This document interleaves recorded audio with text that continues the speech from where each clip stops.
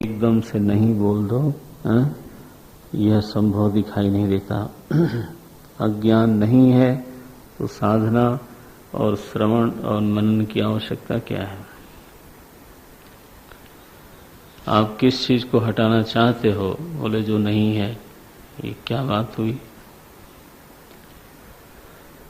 आपको किस चीज से परेशानी है? बोले अज्ञान से। अच्छा, अज्ञान क्या है? बोले वो नहीं है। ये तो कहते बनता नहीं है ना। जो सर्व अनर्थ का कारण है अज्ञान, उसको ही आप कहो। पहले तो ये प्रतिपादित करो कि अनर्थों का कारण क्या है? अज्ञान है। आप पहली दूसरी कक्षा को याद रखिएगा। दुख का कारण अंततः क्या बताया था? अपना अज्ञान। तो पहले तो ये प्रतिपादित करो, इस निर्णय पर पहुंचो कि सर्व अनर्थ का हेतु अज्ञान है। और फिर पूछा जाए कि अच्छा अज्ञान क्या है, तो बोले वो नहीं है। ये इसमें भयंकर तर्क दोष है। तो अगर आपने कारण को ही नकार दिया तो कार्य को भी नकार दो। और कार्य को नकारने का मतलब है कि हमारे जीवन में जो दुख अनर्थ द्वंद्वादि हैं वो क्या है? नहीं है। नहीं है, आपके कहने से नहीं है, अनुभव में तो आता है। क्या कार्यानुभूति तो भवती एव। हाँ, कार्य का अनुभव तो हो ही रहा है। अगर आप मानते हो कि अनर्थ का कारण क्या है? अज्ञान है। अगर आप मानते हो, और मानना ही पड़ता है, क्योंकि विवेचन करने पर अनर्थ का और कोई हेतु सिद्ध नहीं होता। सब बीच के हेतु हैं। चाहे आप कर्म को लो, परिस्थिति को लो, कर्म को लो, इच्छा को लो, स्वभाव को लो, वासना को लो।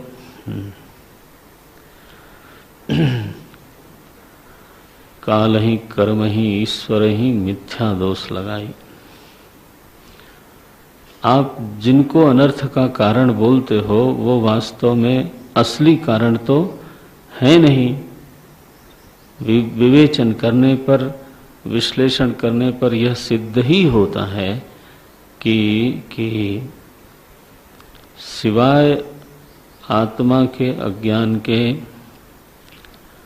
अथवा चलो सिवाय अज्ञान के अनर्थ का कोई हेतु हो नहीं सकता, हो ही नहीं सकता।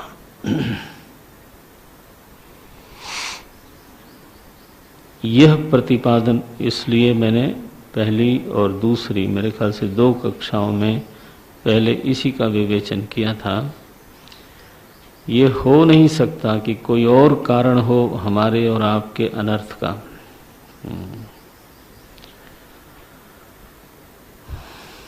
अगर यह सिद्ध है, फिर से आपस में चर्चा करके इसको सिद्ध कर लेना आप। ये संशय न रह जाए कि हमारे अनर्थ का कारण कोई और भी हो सकता है अज्ञान के अलावा। यदि ये कहीं भाव बना हुआ है तो ज्ञान की महिमा कभी समझ में नहीं आएगी। कभी नहीं समझ में आएगी। अगर हम पदार्थ को ही अनर्थ का कारण मानते हैं तो पदार्थ के पीछे जाएंगे। कर्म को अनर्थ का कारण मानते हैं, हाँ, तो कर्म बदलते रहेंगे। पहले तो यह किसी भी बुद्धिमान साधक के हृदय में यह बात स्थिर हो जानी चाहिए कि अनर्थ का हेतु कौन है? अज्ञान है। और उस अनर्थ की अनुभूति हो रही है कि नहीं हो रही है? बोले हो रही है महाराज। प्रदीप्त शिरा जलराशिम इव बोला है। जनन मरण संसार अनल संतप्त बोला है, वो बिना अनुभूति के हुआ संतप्त है। तो कार्यानुभूति तो भवति एव, यदा कार्यानुभूति भवति तदा कारणस्य विद्यमानत्वं सिद्धमेव। तब तो कारण की जो विद्यमानता है वो सिद्ध ही है। तो असत्वेन न निर्वचनीयम, अज्ञानम असत्वेन न निर्वचनीयम। आप उसको निर्वचन असत के रूप में तो नहीं कर सकते, करें तो आपको अनर्थ की अनुभूति नहीं होनी चाहिए। ठीक है, सत्वेन न निर्वचनीयम। यदि अज्ञानम सत्वेन निर्वचनीयम तदा न निवर्तनीयम। ना सतो विद्यते भावः ना भावो विद्यते सतः अभावः न विद्यते। यदि अज्ञान सत है तो अज्ञानस्य अभावः न भविष्यति केनापि उपायेन। सत्ता का नाश नहीं हो सकता, existence can not be destroyed.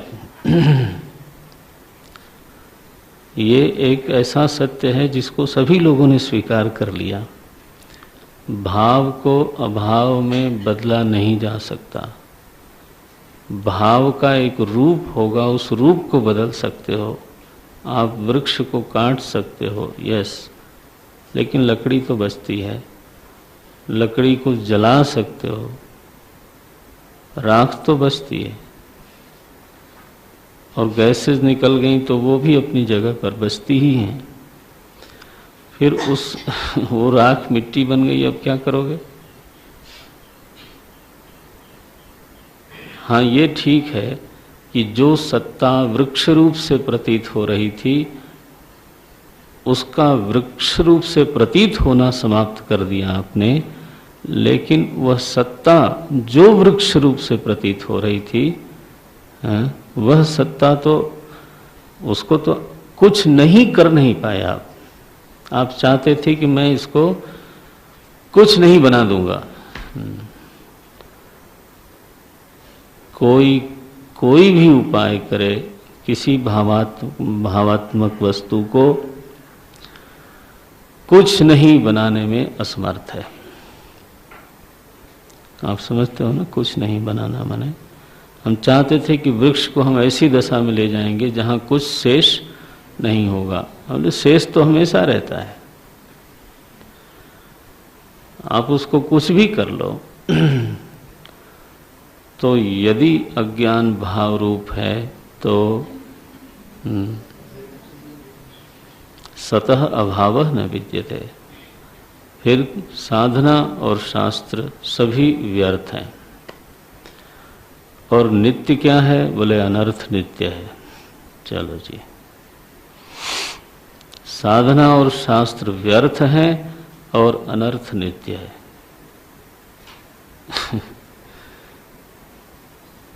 क्योंकि कारण, अनर्थ का कारण अगर नित्य हो गया तो अनर्थ कार्य रूप अनर्थ भी नित्य है।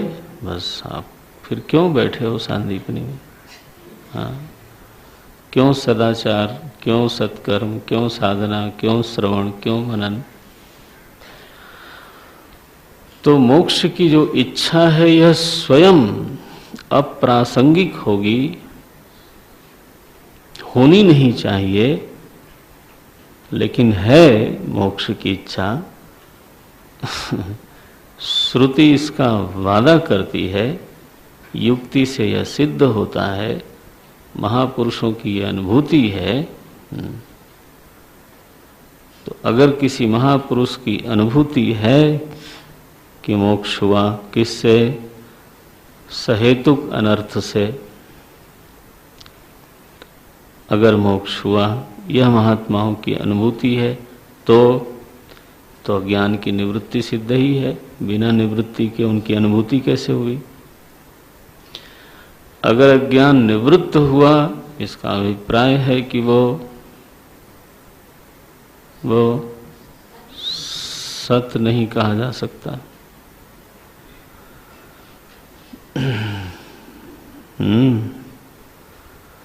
जो निवृत्त हो जाए उसको आप सत कैसे कहेंगे? सतः अभावः न विद्यते। सत का तो कभी अभाव नहीं होता। अभी हम इसी पर तो बात कर रहे थे। भाव को अभाव में नहीं बदला जा सकता।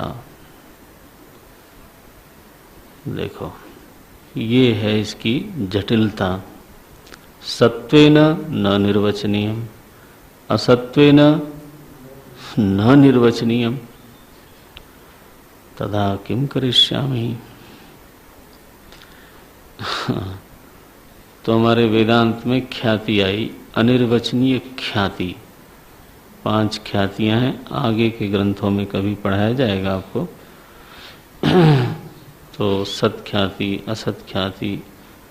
तो हमारे यहाँ वेदांत में अनिर्वचनीय ख्याति को हम स्वीकार करते हैं। विवेचन करने पर यह निर्णय होता है कि प्रपंच और प्रपंच का हेतु दोनों ही अनिर्वचनीय है। अच्छा, ब्रह्म भी अनिर्वचनीय है ना? लेकिन दोनों की अनिर्वचनीयता का भेद आपको मालूम होना चाहिए। ब्रह्म अनिर्वचनीय है इसलिए कि वह अवांग मनस गोचर है, कि वहाँ वाणी नहीं पहुँचती, मन नहीं पहुँचता।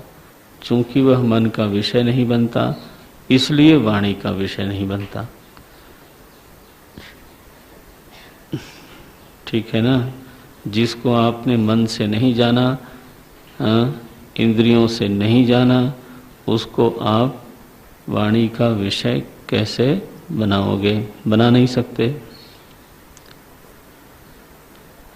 सोच के देखो, जिसको भी आप वाणी का विषय बनाते हो वो तभी होता है जब आप उसको कंसीव करते हो, मन से या इंद्रियों से।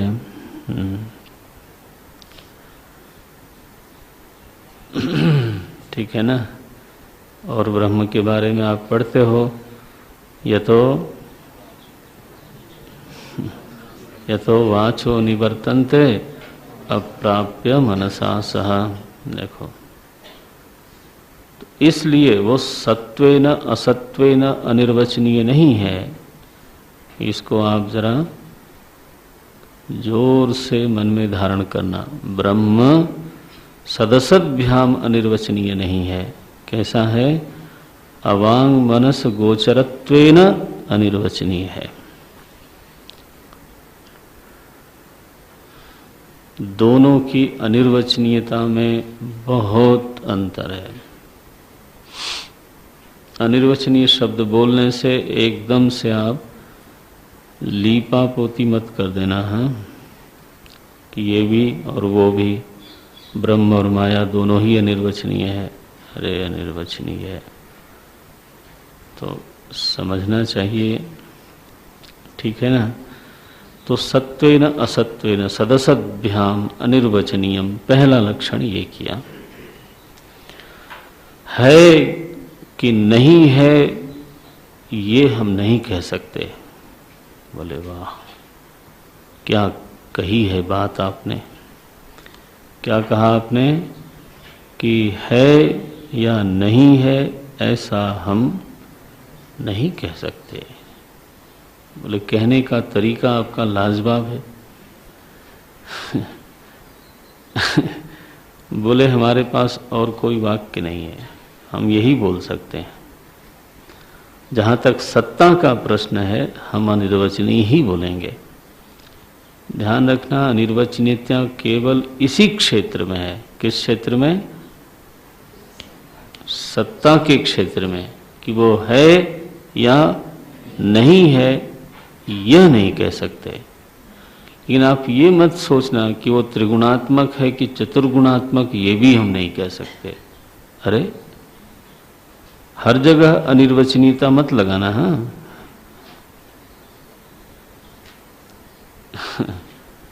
बोले पता नहीं अज्ञान निर्गुण है कि त्रिगुण है कि चतुर्गुण है कि कुछ होगा। बाकी चीजों का निर्वचन बड़ा साफ है। अनिर्वचनीयता कहाँ रखी है? केवल सत्ता में। सत असद्भ्याम अनिर्वचनीय है कि नहीं है ये मैं नहीं कह सकता। अच्छा चलो आगे बोले त्रिगुणात्मकम। तो बोले महाराज ये तो आपने निर्वचन कर दिया। हाँ गुण की दृष्टि से निर्वचन करता हूं। मैंने जो अनिर्वचनीयता बताई, मैं रिपीट कर रहा हूं, मैंने जो अनिर्वचनीयता बताई वो किस क्षेत्र में? सत्ता के क्षेत्र में बताई। लेकिन जहां तक उसकी गुण रूपता है वो तो स्पष्ट है। 4 गुण नहीं है, 2 गुण नहीं है, निर्गुण नहीं है। क्या है वो? त्रिगुणात्मकम अज्ञानम। अज्ञान त्रिगुणात्मक है। ओम। अच्छा त्रिगुण माने सत्व रज और तम। फिर ज्ञान विरोधी। बोले त्रिगुणात्मक है और सदसद्भ्याम अनिर्वचनीय है, तो इसकी निवृत्ति कैसे होती है महाराज? बोले इसकी निवृत्ति इसके शत्रु से होती है। बाकी सब लोगों को इसने अपना मित्र बना रखा है। बहुत बड़ी मित्र मंडली है इसकी। अविरोधितया कर्म।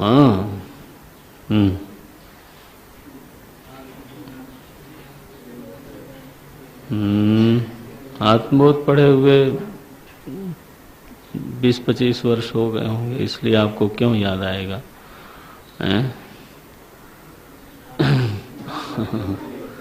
3 बार पढ़ा आपने आत्मबोध। पाठ भी थोड़ा करा करो, ग्रंथ को मेधा में धारण करना चाहिए। अविरोधितया कर्म ना विद्याम विनिवर्तयेत्। बस बस बस बस बस बस। उद्धरण तो प्रसंग के अनुरूप जितना आवश्यक है उतना ही देना है, ठीक है ना? तो अविरोधितया कर्म, इस कर्म क्यों नहीं निवृत्त कर पाता अज्ञान को? क्योंकि वह अज्ञान कर्म विरोधी नहीं है, कर्म पोषक है।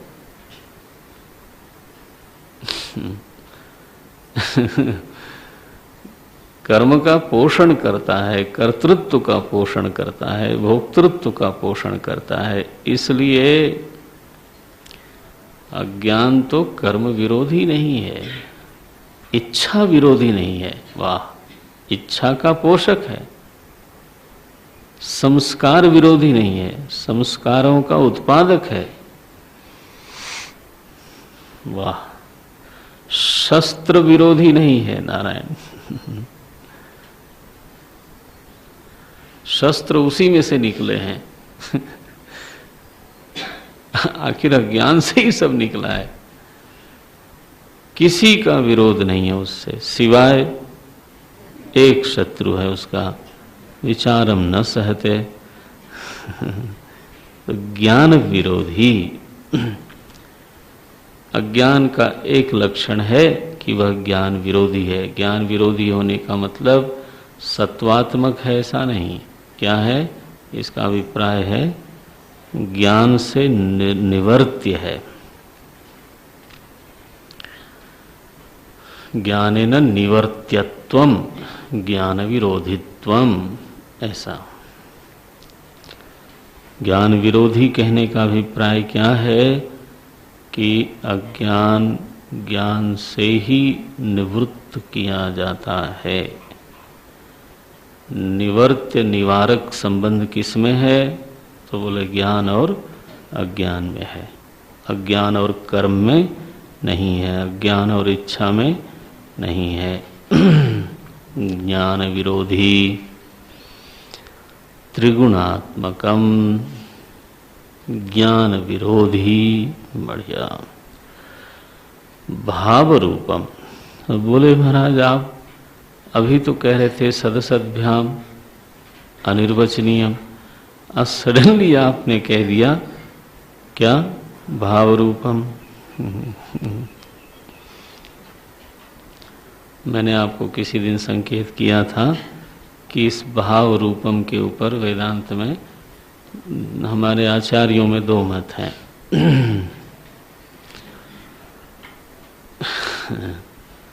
तो वो एक मत ये है कि अज्ञान स्वयं अभाव रूप है। अभाव रूप माने ये नहीं कि आप ज्ञानी हो, ये मत समझ लेना। हाँ, भाई अज्ञान क्या है? बोले अभाव रूप है। बढ़िया, तब आप क्या हो? ज्ञानी हो। ऐसा नहीं। तो इसमें क्या है, एक कहता है कि नए तत्पुरुष समास है अज्ञान में, और एक कहता है कि नहीं, ये तो अज्ञान वस्तु का अभिधान है, समास नहीं है इसमें। नए तत्पुरुष माने क्या हुआ? वो तो शायद नहीं पढ़ा होगा, अभी पढ़ा है। तो अज्ञानम माने न ज्ञानम इति अज्ञानम। नए तत्पुरुष क्या बोलता है कि अज्ञान वस्तु क्या है? बोले ज्ञान का अभाव। ज्ञान तो है, लेकिन जब तक ज्ञान नहीं है तो एब्सेंस ऑफ नॉलेज, ज्ञान का अभाव, इसी को अज्ञान कहते हैं। अज्ञान स्वयं कुछ नहीं है।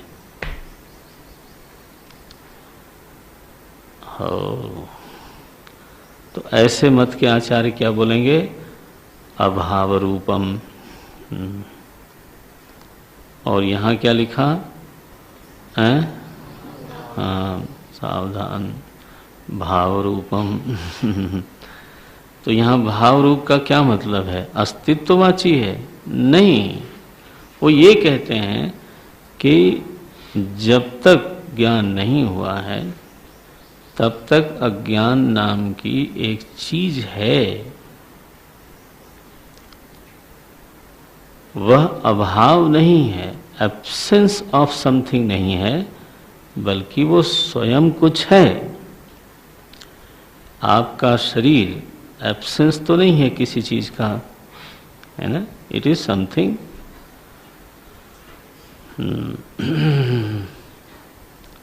ये अभाव रूपम जो है अंधकार को बोलते हैं। विज्ञान में जो अंधकार की स्थिति है वही हमारे एक मत में अज्ञान की स्थिति है। अंधकार क्या है? बोले भाव रूप की अभाव रूप।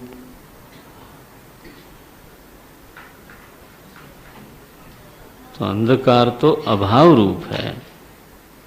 As per the science, it's absence of light, it doesn't exist by its own. अंधकार स्वयं कुछ है नहीं। हो, बोले महाराज सारे अनर्थों की जड़ बनी हुई है और इतना बिजली खर्च हो जाती है और जितने अपराध होते हैं वो अंधेरे में होते हैं। आदमी गिर गया किस लिए? अंधेरा था। और आपका प्रसिद्ध जो रज्जू सर्प है वो अंधेरे के कारण हुआ। और किस अंधेरे के कारण हुआ? बोले जो नहीं है। लाइट जलाओ किस लिए? अंधेरा मिटाना है। अंधेरा क्या है? बोले वो है ही नहीं। अरे जब है नहीं तो मिटाना क्या? आप देखते हो द फैलेसी ऑफ स्टेटमेंट। अंधेरा हटाने के लिए, मिटाने के लिए लाइट जलाओ। अच्छा, तो अंधेरा क्या है? बोले वो नहीं है। नहीं है तो मिटाते क्या हो? नहीं है को मिटाते हो? बोले ऐसा ही है, अब सच यही है, आपको जैसा समझ में आवे। अजीब सा स्टेटमेंट है। तो असल में अंधेरा मिटाया नहीं जाता, बल्कि प्रकाश लाया जाता है। बस मिटने के लिए वहां कुछ है ही नहीं।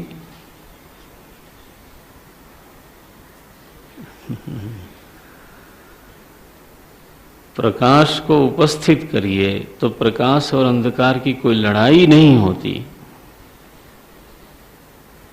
हाँ, अनुपस्थित प्रकाश में अंधकार जैसा कुछ दिखता है नहीं, वो अभाव रूपम है, एक ये कहते हैं।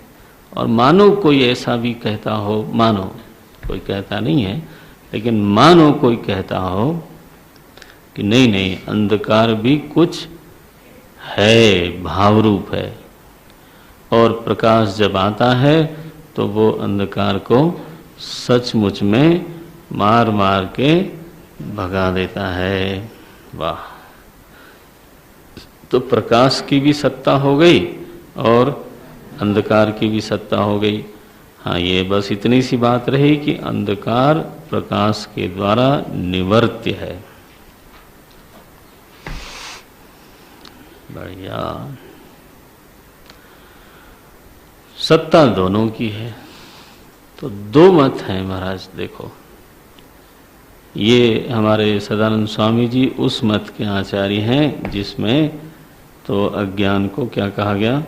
भाव रूपम। तो बोले ये नए तत्पुरुष की बात मत करना। अज्ञान जो है एक चीज है, उसको मिटाया जाता है। वो ज्ञान का अभाव है ऐसा मत बोलो। अज्ञान एक चीज है, उसको मिटाया जाता है। क्या चीज है? बोले मैंने पहले ही कहा निर्वचनीय है। मैंने कहाँ कहाँ असत है वो? तो अनिर्वचनीय रूप से कुछ तो है, इसलिए कहा उन्होंने भाव रूपम। अरे तो भाव रूप बोलते हो, फिर सदसद्भ्याम अनिर्वचनीय बोलते हो, ये क्या? तो बोले यत् किंचित इति वदंती, कुछ तो है। देखो, परिभाषा करते हुए आपको नहीं लगता कि आचार्य कितनी मेहनत कर रहे हैं? एक एक चीज को कसने की कोशिश है। यत् किंचित इति ही वदंती, ये कुछ तो है बस। ये मत बोल देना कि कुछ नहीं है। कुछ नहीं है तो अनर्थ भी नहीं होना चाहिए। ओम नारायण। यत् किंचित इति वदंती। अच्छा महाराज ये ठीक है, अनुभूति कक्षा में भी ये आता है, ऐसा बोलते हैं। क्या है वो? अहम अज्ञः इति इत्यादि अनुभवात, मैं नहीं जानता हूं, ये आपका साक्षात स्वयं का अनुभव है। बोले ये क्या मसला हुआ? अनुभव कहाँ से हो गया? हुआ आपकी आत्मा निर्विकार है, आप जानते हो।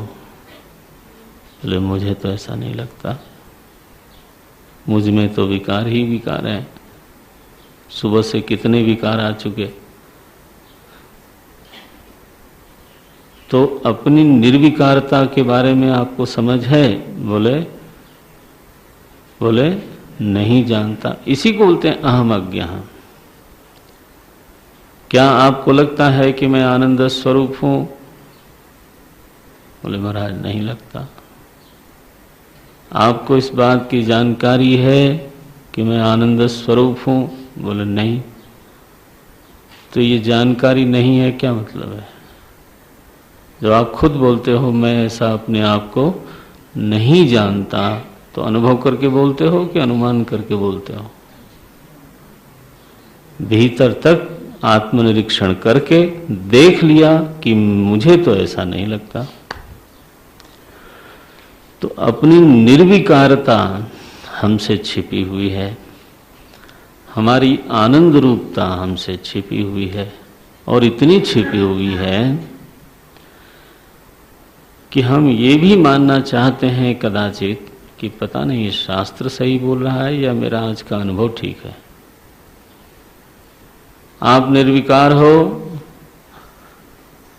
बोले ऐसा हमको लगता नहीं ईमानदारी से, और शास्त्र में तो कहा है, अब पता नहीं किस झोंक में उन्होंने कह दिया होगा शास्त्र में लेकिन मेरा तो अनुभव ईमानदारी से यही है क्या कि मुझ में बस क्षणे क्षणे विकाराः जायन्ते नश्यन्ति।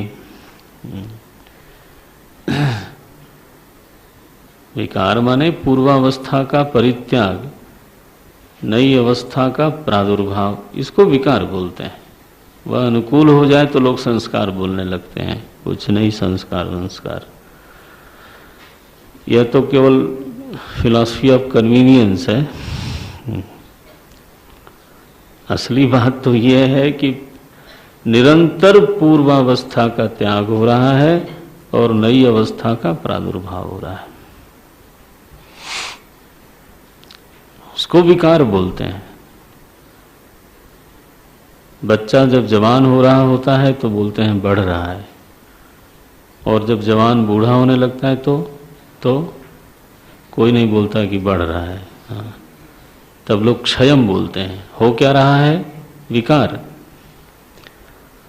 अस्ति जायते वर्धते विपरिणीमते अपक्षीयते। क्यों अपक्षीयते बोला?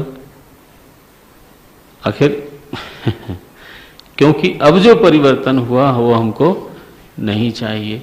हाँ, पहले वाले जो परिवर्तन हो रहे थे वो हमको चाहिए थे। हाँ, ये ना देखो बढ़ रहा है, अब खड़ा हो गया अपने आप, हाँ चलने लगा, अच्छा बढ़ रहा है, वर्धते अब खड़ा नहीं हुआ जाता इसको किसको? जो दौड़ रहा था। बोले अब क्या हुआ? अपक्षीयते, चला नहीं जाता उसको। अरे ये तो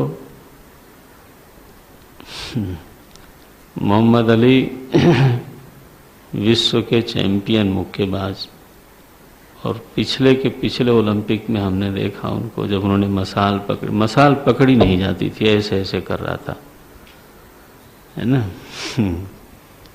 तो अपक्षीय थे। ये तो विकार तो है ही है, पूर्व अवस्था का निरंतर परित्याग हो रहा है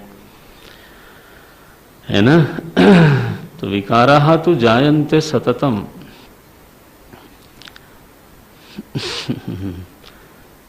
एवं अनुभवामि, आत्म विषय, अपने विषय में ऐसा मुझे अनुभव हो रहा है।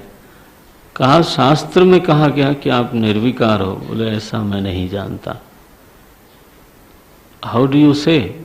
अनुभव करके या बिना अनुभव किए? ऐसा मैं नहीं जानता। यह क्या है? आपका अनुभव है कि अनुमान है कि कल्पना है? तो अनुभव है। भीतर तक मैं टटोल के देख आया कि नहीं, आत्मसत्ता निर्विकार तो नहीं लगती है। वो शास्त्र प्रमाण है, वो कहता है कि तुम निर्विकार हो। शास्त्र प्रमाण है, वो कहता है कि तुम अकर्ता हो। बोले नहीं महाराज, मेरे कर्म का अगर अप्रिसिएशन न हो तो मुझे परेशानी होने लगती है, ठीक है ना। और मेरे कर्म की कोई आलोचना करे तो अरे राम राम। वो आलोचना कर्म की नहीं है, किसकी है? हाँ, कर्ता की है। ठीक है ना। तो मैं तो भीतर तक अनुभव करके देखता हूं, कर्ता एव अहम। अरे तो शास्त्र बोलता है अहंकार विमूढ़ आत्मा कर्ता अहम इति मन्यते, एक तो बोले होता होगा शायद, फिर मैं अपने को कम से कम अकर्ता के रूप में तो नहीं जानता। मैं नहीं जानता, इसी को संस्कृत में बोलते हैं अहम अज्ञः। देखो, और बोले यह जो नहीं जानते वो आपका अनुमान नहीं है, क्या है? इत्यादि अनुभवात्। तो मैं अपने को इस तरह से नहीं जानता, ये आपका स्वयं का अनुभव है। तो अज्ञान क्या हुआ? बोले आपके अनुभव की कक्षा में आई हुई चीज है वो। इत्यादि अनुभवात्, बढ़िया हो गया। तो हेतु दिया है भाव रूपम, इसी के ऊपर दो हेतु देते हैं ये, क्या? यत्किंचित इति वदन्ति और अहम अज्ञः इत्यादि अनुभवात्, हेतु है ये। इसलिए मैं कहता हूं कि भाव रूप है। अच्छा, कहो आप भाव रूप है, इस पर बहुत चर्चा हुई है, अन्य ग्रंथों में चलता रहता है। दूसरा मत भी बहुत प्रबल है, जो ये कहता है कि ज्ञान का अभाव ही अज्ञान है। वो भी मत बहुत प्रबल है, लेकिन चूंकि उसका यहाँ प्रकरण नहीं है, इसलिए हम उस पर अब ज्यादा नहीं बोलते। कभी और किसी ग्रंथ पर करेंगे चर्चा उस पर। अब इस अज्ञान के विषय में श्रुति का उदाहरण देते हैं। देवात्म शक्तिम स्वगुणैर्निगूढ़ाम इत्यादि श्रुतेश्च, इत्यादि श्रुतेश्च। यह श्रुति है। क्या श्रुति है? कि अज्ञान क्या है? बोले एक शक्ति है। ओफो, ये तो गड़बड़ हो गई, ये तो भयंकर गड़बड़ हो गई। अज्ञान को क्या बना दिया? शक्ति बना दिया।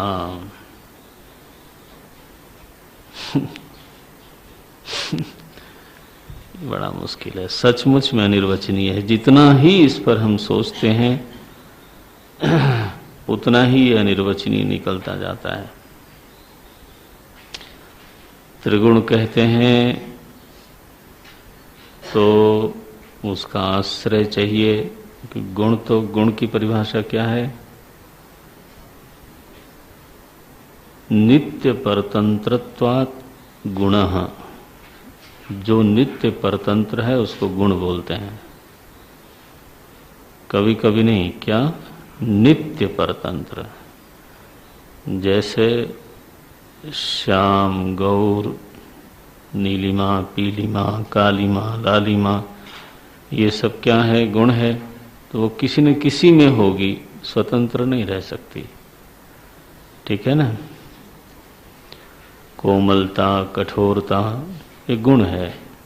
तो कोमलता कहीं तो होगी ना, स्वयं तो नहीं हो सकती। क्षमा, दया, करुणा, धृति, गुण उसी को कहते हैं जो स्वयं को बिना सहारे के प्रकट न कर सके। ठीक है? बिना उसको कोई, उसकी सत्ता को प्रकट होने के लिए किसी का आश्रय चाहिए। पुष्प का आश्रय लेकर के कोमलता प्रकट होगी, सुगंध प्रकट होगी। ऐसे है ना? अच्छा, तो त्रिगुणात्मक कहने का क्या मतलब है? कि सत्वरज तम ब्रह्म का आश्रय लेकर के प्रभावी होते हैं।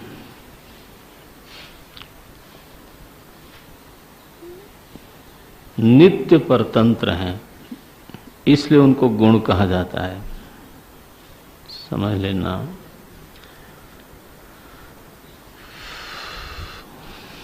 ये आपके भीतर जो तीनों गुणों का आवर्तन नर्तन होता रहता है ना, होता है ना, तीनों गुणों का आवर्तन होता रहता है चक्रवत। ये आप ही का आश्रय लेकर के तो ये अपने को प्रकट करते हैं। अच्छा, तो इसमें समस्याएं बहुत हैं। तो चेतन का आश्रय त्रिगुण ले सकता है कि नहीं? समस्या आई। पता नहीं आपके लिए ये अर्ली तो नहीं है, 1 साल तो हो गया आपको पढ़ते पढ़ते। तो त्रिगुण की जो स्थिति है वो चेतन में किस प्रकार से है, इस पर विचार हुआ। चेतन किसी का असंग निर्विकार निरवयव चेतन किसी का आश्रय बन सकता है कि नहीं? बोले समस्या है, नहीं बन सकता। जो असंग है वो आश्रय कैसा बनेगा? आकाश में पानी भरूं, नहीं भर सकते महापुरुष, वो असंग है, निरवयव है। बोले आकाश में पृथ्वी है, पृथ्वी टिकी हुई है आकाश में, ऐसा नहीं है। पृथ्वी को उसने अकोमोडेट किया हुआ है, लेकिन पृथ्वी की जो स्थिरता है वो गुरुत्वाकर्षण के कारण है ना। जो सौर्यमंडल में सभी ग्रह उपग्रहों का परस्पर आकर्षण हो रहा है, खिंचाव हो रहा है, उसके ऊपर ये सब ग्रह उपग्रह अपनी अपनी कक्षा में टिके हुए हैं। आकाश ने टिकाया हुआ है सो नहीं। हाँ, बना।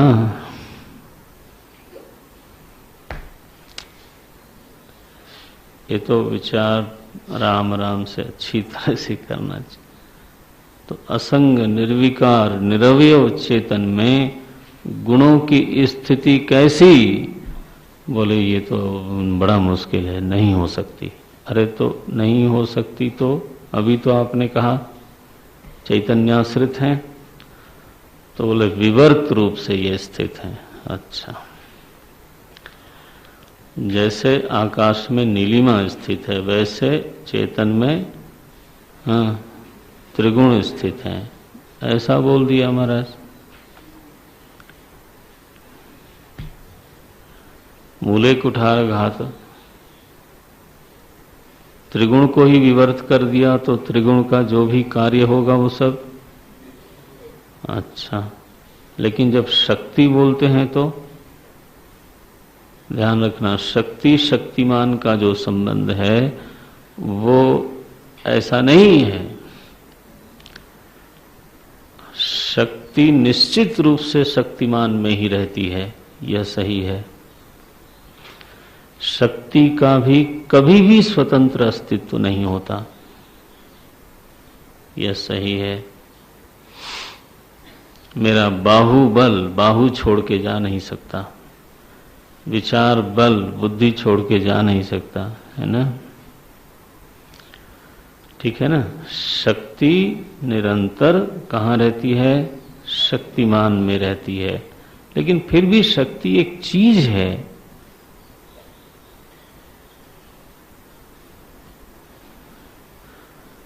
उसमें पराधीनता है, लेकिन वह एक चीज है जो घटती भी है और बढ़ती भी है, और वह शक्तिमान को अलंकृत करती है। भले पराधीन हो लेकिन शक्तिमान को अलंकृत करती है।